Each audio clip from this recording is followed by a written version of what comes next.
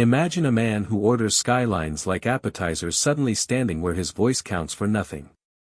The morning docket hums, ticket totals, misread signs, a forgotten meter. Shoes scrape, papers whisper, the old radiator ticks in the rear. Then he arrives, Richard Hale of Hale Urban Group, with 2 lawyers and a glass, calm assistant trailing a tablet. He keeps his sunglasses on indoors, thumbs idly through his phone, and sits without waiting to be told. The bench clock stutters. People notice. Judge Caprio looks up, mild as a chapel bell. "Mr. Hale, we're here on 3 citations, parking in a space reserved for persons with disabilities." Hale smiles like he's cutting a ribbon. "Judge, let's not waste the morning. I build your roads. I underwrite the school fundraisers.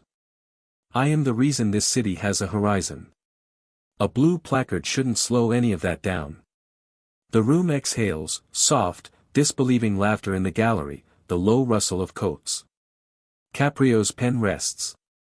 His face doesn't change.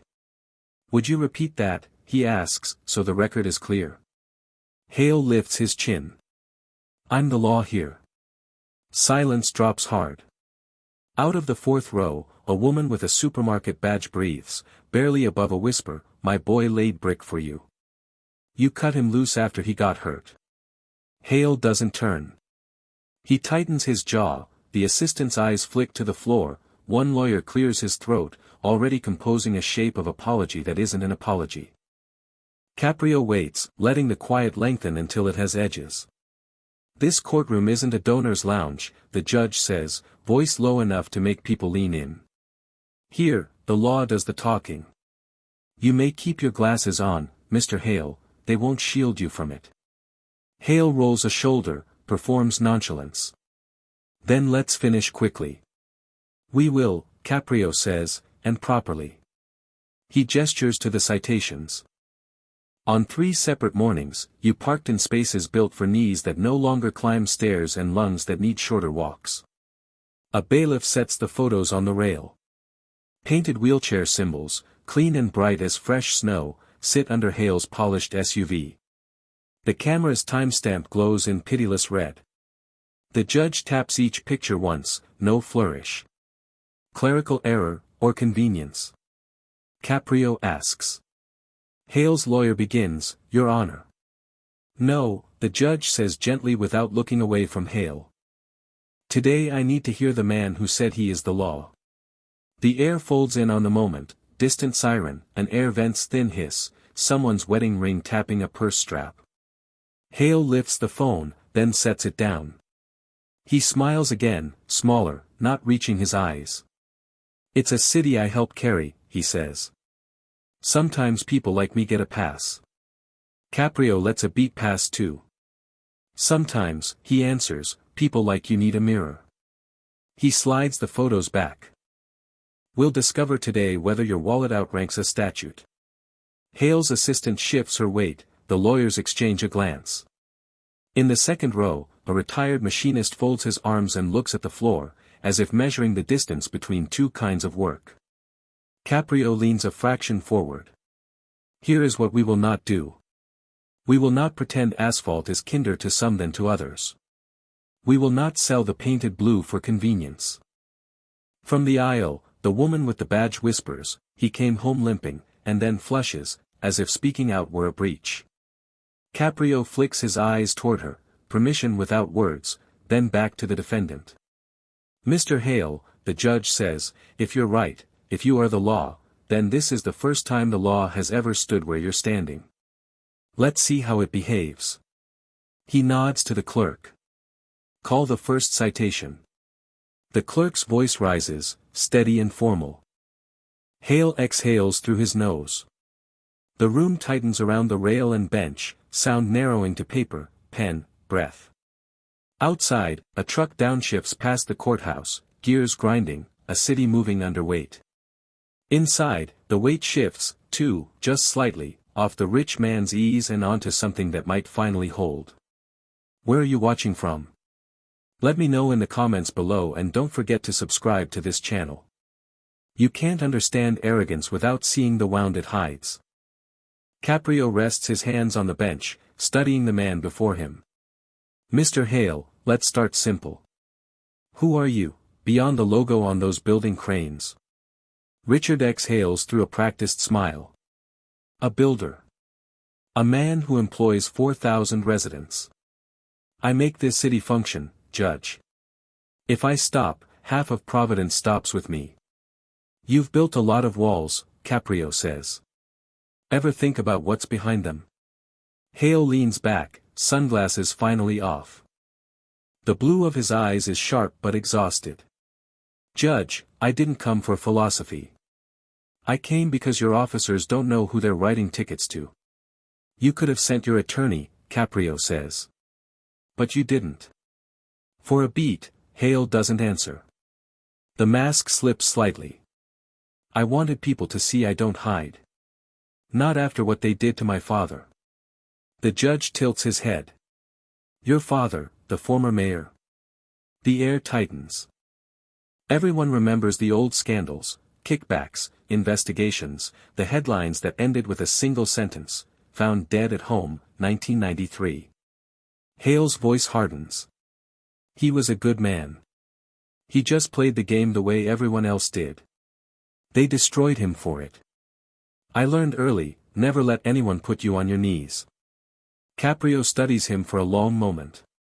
That's a lesson. But maybe not the right one. I made myself bulletproof, Hale continues. No one fires me. No one humiliates me. And if a few fines get lost along the way, it's because I've already paid more than anyone else ever will. The judge lets the words hang, quiet but sharp. Then, softly, money is an excellent shield, Mr. Hale. Until it cracks. The gallery murmurs. Hale's jaw tightens. He's used to rooms that bend around him, this one refuses. The quiet feels heavier than any accusation. Caprio slides a paper forward. Your company's fines over the last 2 years, half reduced or erased. Interesting pattern. City Hall must appreciate your generosity. Hale smirks. They appreciate progress. Progress built on silence still rots, the judge replies. A flicker, anger, then fatigue, crosses the CEO's face. You don't get it. I worked for everything I have. Did you? Caprio's tone stays calm. Or did you just inherit your father's playbook and change the name on the cover? That lands. For the first time, Hale's bravado falters. His voice lowers. You think you know what it's like to lose everything? Caprio doesn't blink. I know what it's like to earn everything. The courtroom is silent again, but the tension is different now, not outrage, not spectacle. Something personal has cracked open. Hale shifts in his chair, straightens his cuffs, pretending composure. The judge speaks more softly. Power without humility doesn't last, Mr. Hale. You've mistaken fear for respect. A pause. And what's the difference? Hale asks, quietly. Respect walks toward you, Caprio says. Fear steps aside. No one breathes. Somewhere in the back row, the woman from earlier, the mother of the injured worker, clutches her purse tighter. The clerk's pen stops moving. Caprio straightens the papers on his desk. You say you built this city. Then you'll understand what I mean when I tell you, foundations matter more than glass. Hale forces a smile, but it doesn't stay long. You talk like you're still living in a small town, Judge. I am, Caprio says. It's called Providence. The clock ticks twice. Caprio looks at the docket, then back at him. We'll continue after recess. I'd like to see if a man who builds towers can still stand without them. The gavel falls softly. Hale rises, stiff-backed. Cameras flash. He doesn't look at the crowd this time. For once, the man who owns half the skyline walks out smaller than the room he's leaving behind. Sometimes the truth hides not in what's written, but in what's been quietly erased. When the court reconvenes, the light through the old courthouse windows has turned harsh and white. Caprio sits with a folder of documents freshly brought from the clerk's office. He flips through them without expression, page after page of corporate violations tied to Hale Urban Group. Mr. Hale, the judge begins evenly, your company has accumulated 73 citations over the past 3 years. Only 13 were ever paid. The rest disappeared. Hale's attorney shifts uneasily. Administrative errors, Your Honor. We'll clarify them with City Hall. Caprio doesn't look up. I already did. The sound of paper sliding across wood echoes. On top of the pile sits a memo with the city seal, authorizing the dismissal of Hale's fines. At the bottom, a signature from the deputy mayor. Caprio traces the ink with a finger. Seems someone decided Mr. Hale's vehicles deserved a cleaner record than the rest of us. The gallery ripples with murmurs. Hale leans forward, his voice clipped. Judge, you're turning a parking ticket into a conspiracy. Caprio's tone stays measured. It's not the ticket that interests me. It's what people believe they can buy. For the first time, Hale's confidence wavers.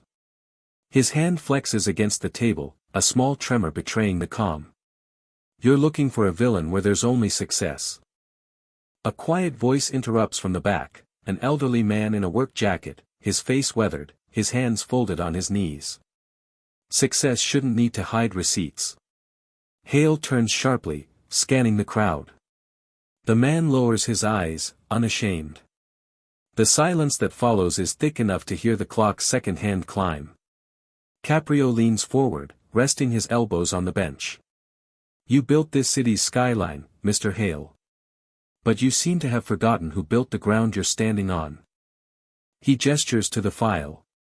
You've paid off fines, lobbied officials, and cut corners on safety reports.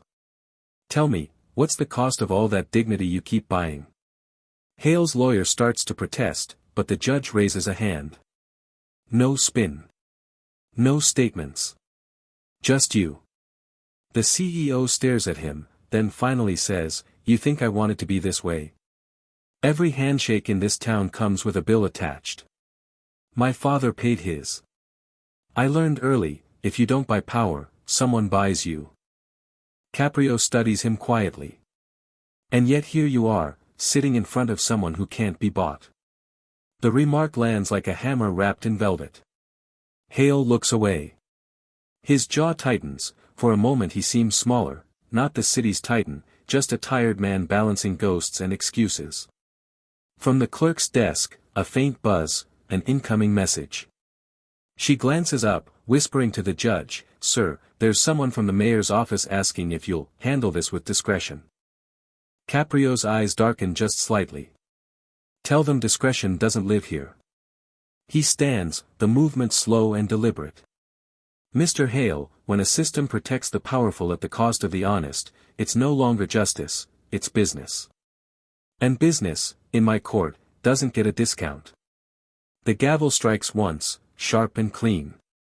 Hale flinches, the sound seems to echo longer than it should.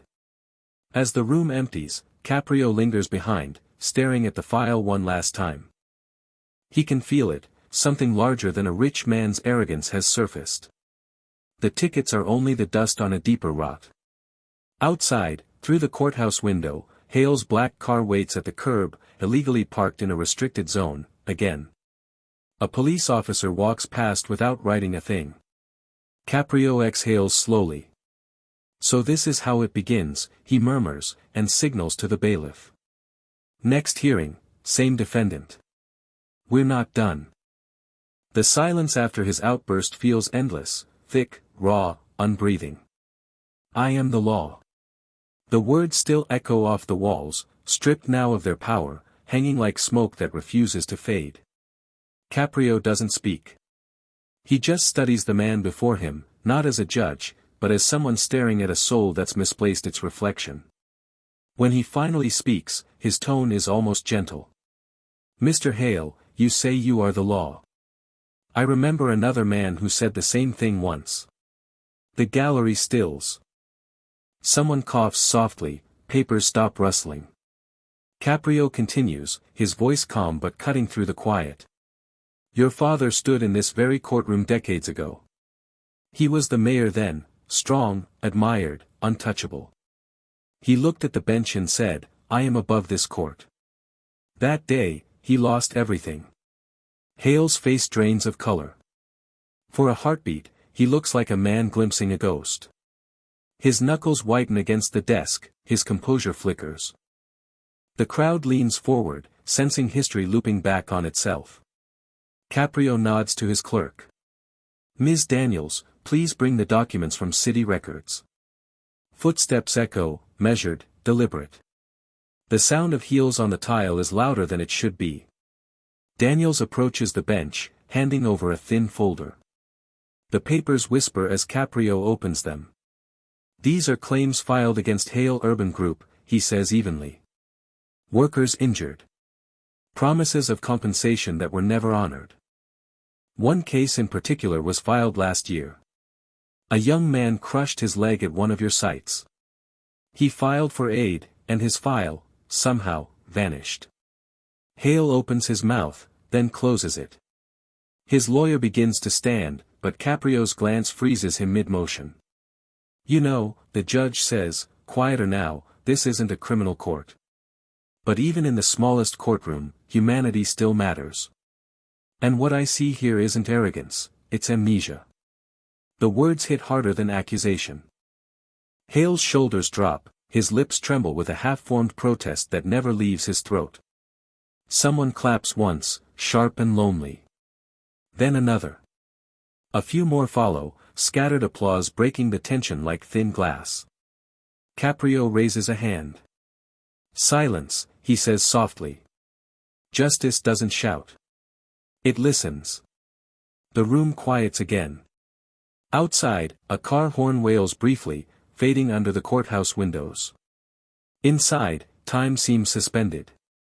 Caprio studies Hale for a long moment, his gaze steady but not cruel.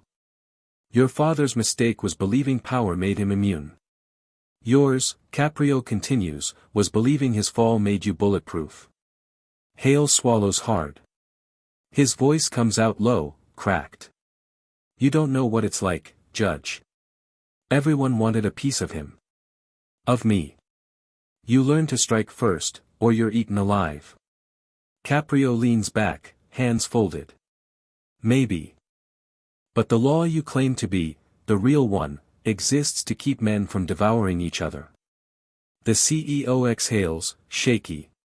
His arrogance, once armored, has turned brittle. So what happens now?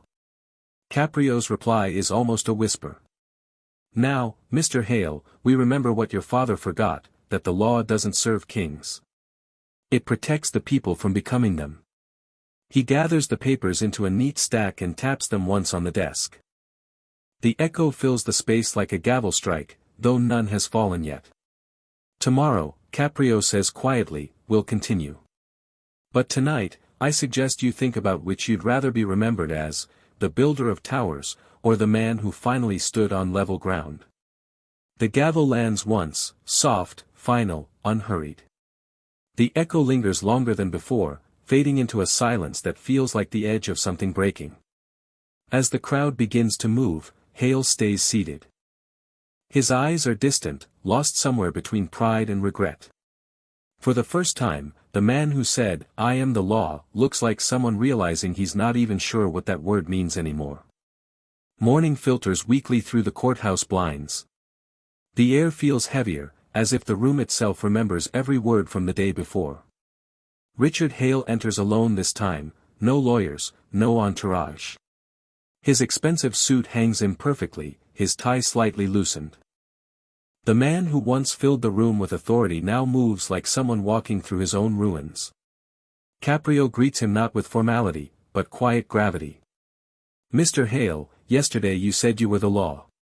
Today, I'd like to see the man behind the words. No response. Hale's gaze drifts to the audience benches, workers, journalists, a few familiar faces from his company. Among them, the older woman from before, her hands folded in her lap. Beside her stands a young girl clutching a small envelope. The judge gestures gently. Please, step forward. The girl approaches, trembling but determined. She offers the envelope to the clerk, who brings it to the bench. Caprio opens it carefully. Inside, a letter, yellowed and written in neat, fading ink. He reads aloud. If my son ever repeats my mistakes, I ask that he not be punished, but taught. Pride built my walls. Let him learn to tear them down. Signed, Henry Hale, 1992. The courtroom is silent except for the faint rustle of paper. Richard's face shifts, first disbelief, then something rawer, unguarded. His voice cracks. I didn't know he wrote that. He never told me. Caprio's tone softens, almost paternal. He didn't have to. He was waiting for you to find it. The girl speaks suddenly, her voice clear. My dad worked for you. He said good men forget themselves when they forget others. Richard lowers his head. His hands, once steady, now shake against the table. I told myself I was fixing the world he broke. But I just built his prison higher. Caprio nods slowly. You wanted to prove you were strong. But strength without mercy isn't power, it's loneliness. The judge pauses, letting the silence settle. You see, Mr. Hale, every man stands before his father's shadow. Some try to outrun it. Others learn to stand still until the light returns. Richard doesn't answer. His expression is hollow, but his defenses are gone. The sound of his pen dropping onto the table breaks the stillness, simple, final. The clerk records the moment, the audience remains frozen. Caprio folds the letter, places it gently beside the case file, and says quietly, this court is no longer about fines. It's about memory, and what we choose to carry forward. Outside, the bell from the nearby church begins to chime. Hale looks up, eyes wet but unflinching. The crowd watches a man stripped not of wealth, but of illusion. For the first time, he doesn't look like a figure of power. He looks like a son who's finally heard his father speak. The courtroom feels different that morning, lighter, quieter. Even the air carries a sense of reckoning.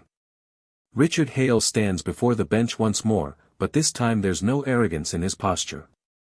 His shoulders are lowered, his gaze steady but humbled. Judge Caprio looks at him with the calm of a man who's seen too many lives reach this kind of crossroad. Mr. Hale, he begins, this court cannot strip you of your business or erase your past. But it can remind you of what power truly means. Hale nods faintly. I understand. Caprio glances toward the gallery, workers, citizens, even journalists, all waiting. You once said you were the law, he continues. But law without conscience is only fear. And fear can't govern for long. He opens the file one last time. Your official fine is $200. But your true penalty is this, you will pay the hospital debt of the man injured on your construction site. The one who lost his leg and his livelihood. You will pay it not as charity, but as restitution. Hale's breath trembles. He looks down, nodding. I will. Every cent. Good, Caprio says softly. Because justice isn't about humiliation, it's about repair. For a moment, no one moves. Then the older woman from before, sitting in the back row, rises slowly. The faintest hint of relief crosses her face. The room feels warmer, human again. Hale lifts his eyes toward her, then back to Caprio. His voice is quiet, almost breaking. Judge, all my life I thought strength meant never kneeling. Today, I realized it means knowing when to. Caprio offers a small nod. Then maybe today, we both did our jobs. He sets down his pen, his tone turning almost reflective. In my years here, I've seen men with everything lose themselves chasing power, and men with nothing find peace because they chose honesty over pride. Which one you'll be from now on isn't up to me. The gavel lands once, steady, final. The gallery erupts into a gentle wave of applause, not loud, not triumphant, but full of something cleaner, closure. Hale doesn't look triumphant or defeated. Just real. He turns to leave, pauses at the door, and says quietly, "Thank you, Judge, for reminding me who I was supposed to be." Caprio watches him go. Then, almost to himself, he murmurs, "Justice isn't vengeance. It's a mirror." And sometimes, when people finally dare to look, they start to heal. The courtroom empties slowly.